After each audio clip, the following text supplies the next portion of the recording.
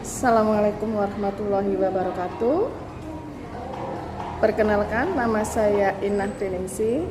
Saya mahasiswa PPG dari Universitas Negeri Semarang kategori 1 dengan nomor mahasiswa 14 01 022 361. Pada kesempatan kali ini, saya ingin memaparkan hasil perspektif dengan metode STAR: situasi, tantangan, aksi, refleksi hasil, dan dampak.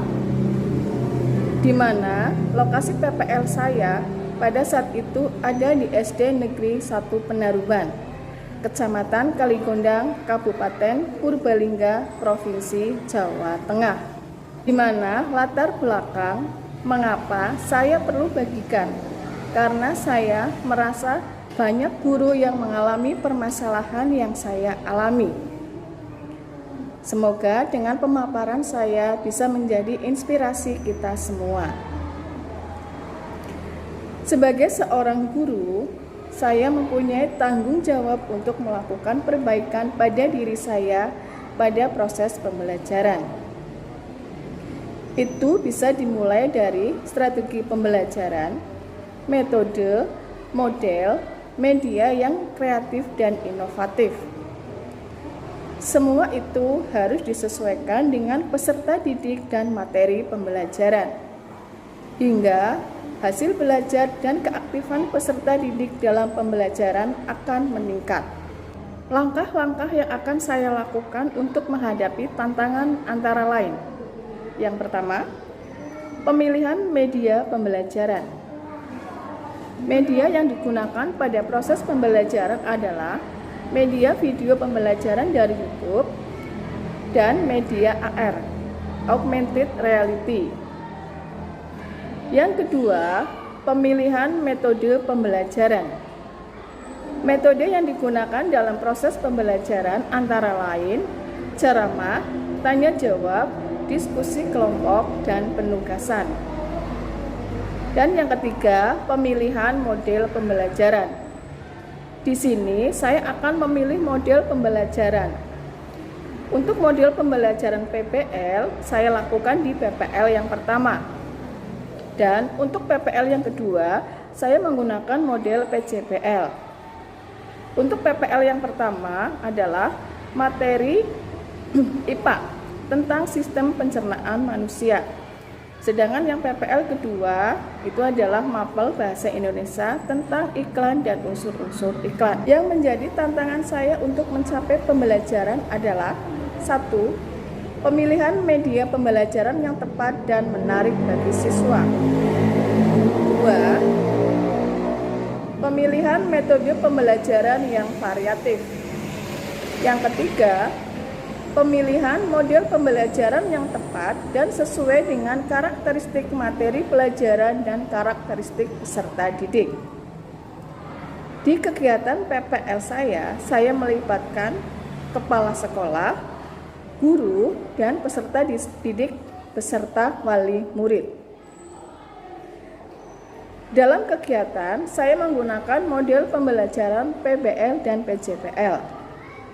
Di sini, PPL pertama saya memilih model pembelajaran Problem Based Learning atau PBL dengan sintak antara lain: yang pertama, orientasi peserta pada masalah. Kedua, mengorganisasikan peserta didik untuk belajar. Ketiga, membimbing penyelidikan.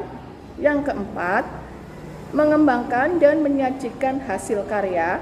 Yang kelima, menganalisis dan mengevaluasi proses pemecahan masalah. Untuk PPL yang kedua, saya menggunakan model pembelajaran Project Based Learning atau PJBL, karena model ini merupakan pendekatan pengajaran yang dibangun di atas kegiatan pembelajaran dan tugas nyata yang memberikan tantangan bagi peserta didik yang terkait dengan kehidupan sehari-hari untuk dipecahkan secara bersama-sama, sehingga melibatkan guru dan peserta didik untuk berdiskusi untuk dapat membuat produk dan hasil karya.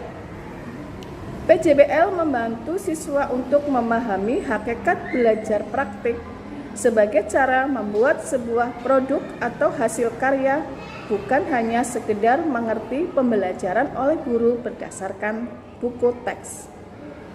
Tahapan PJBL sebagai berikut. Yang pertama, pertanyaan mendasar.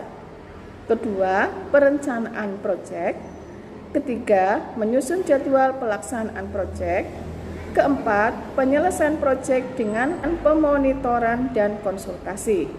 Yang kelima, menguji dan menilai proyek. Yang keenam, evaluasi proyek. Dampak dari aksi yang dilakukan adalah meningkatnya minat atau motivasi belajar peserta didik melalui model pembelajaran inovatif.